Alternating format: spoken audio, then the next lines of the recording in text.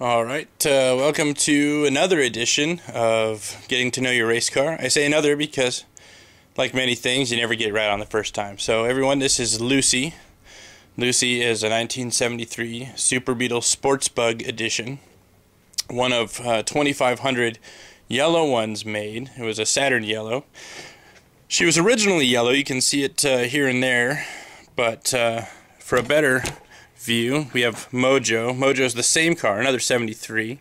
A little bit older than Lucy, but that's what she should look like on the outside. But back to Lucy here.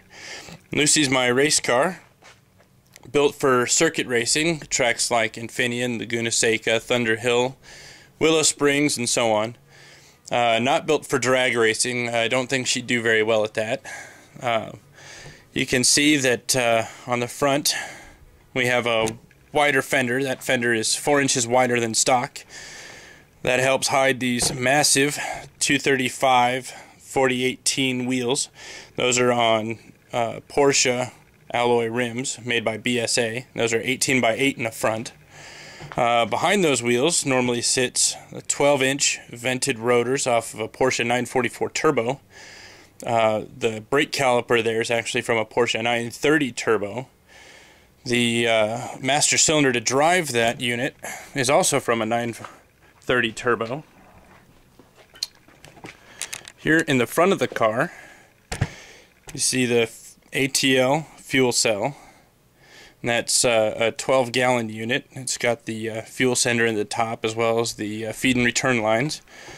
Tucked down here in the side, you can see the fuel pump and fuel filter. That's a high pressure, high flow Bosch unit.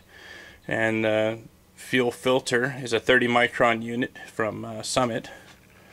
You can also see the strut tower brace side to side there with some homemade, actually rather generic off-the-shelf camber plates. The camber plate adjustment goes from a minimum of negative 2.5 degrees camber to over negative 5 degrees camber. So I can't actually get it to zero. That helps with handling, among other things, turn in and so on. Inside we have the dash. The dash is actually a Genesis Technologies aluminum dash with a full complement of gauges. I had to widen out the speedo hole, and I inserted a tack there, which is in the center. I also hole sawed another 5-inch hole for the speedo off to the side there. Starting at the left, I have an air fuel gauge, dual cylinder head temp gauge. Then you have this tack in the middle there. Then we have a boost gauge. Off to the right there, there's oil pressure, oil temp, and above that is the fuel gauge, and then the speedometer over on the lower right. Full lights for everything, switches for everything. You can see I have a main, a wiper, turn signal light switch.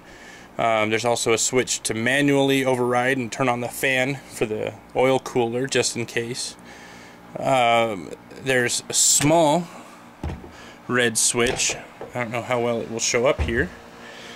It's right down here in the corner behind the roll bar, as well as 2 lights.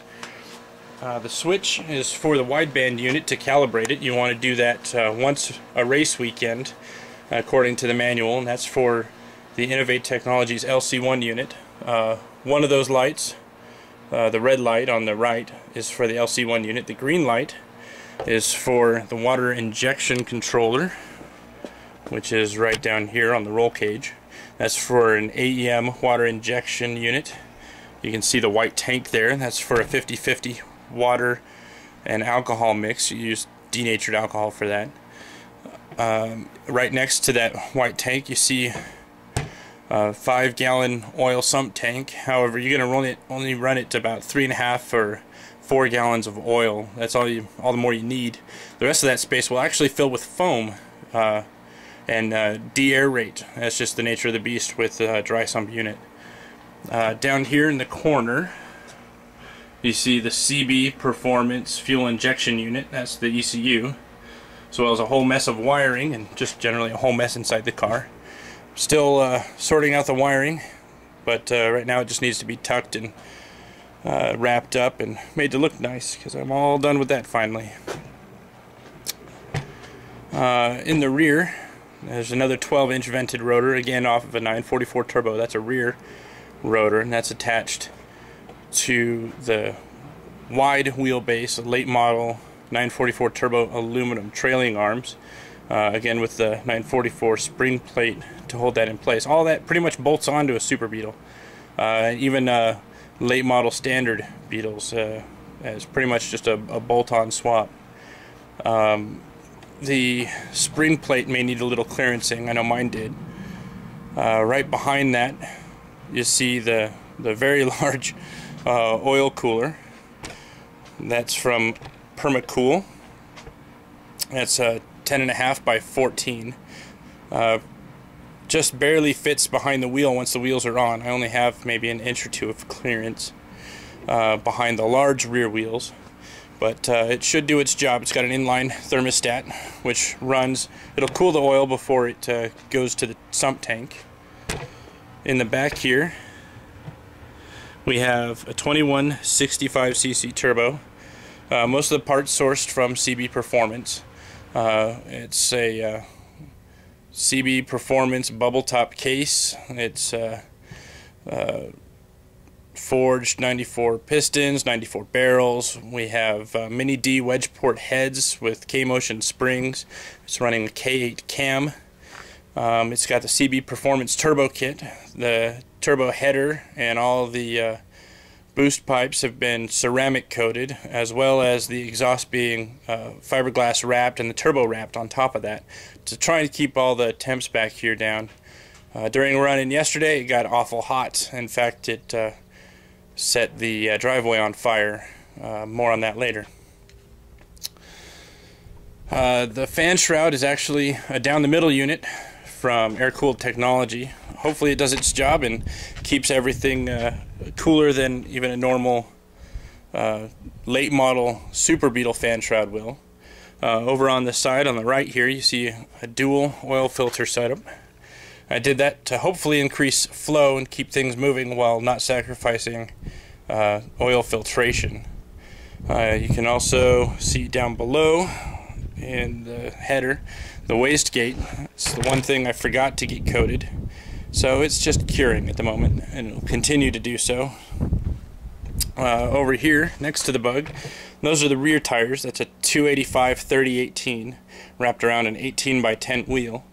That fits perfectly under the rear fenders, which are 5 inches wider than stock, and they're not around because they're in the way while I was working on everything.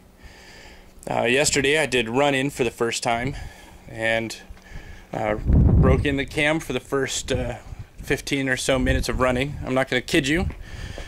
It did not go as smoothly as I thought. It took a day to figure out what was wrong, and it was just engine flooding. It did not start on the first try or the second or third or fourth or 20th try, but it finally started running yesterday. Albeit it does have an oil leak, and I'm trying to figure out where that's coming from. Down below it could be a rear main seal, it could be one of the dry sump or the thin sump seals. It's hard to say, it's hard to find out. So here in a moment I'll start it up and we'll hear it run.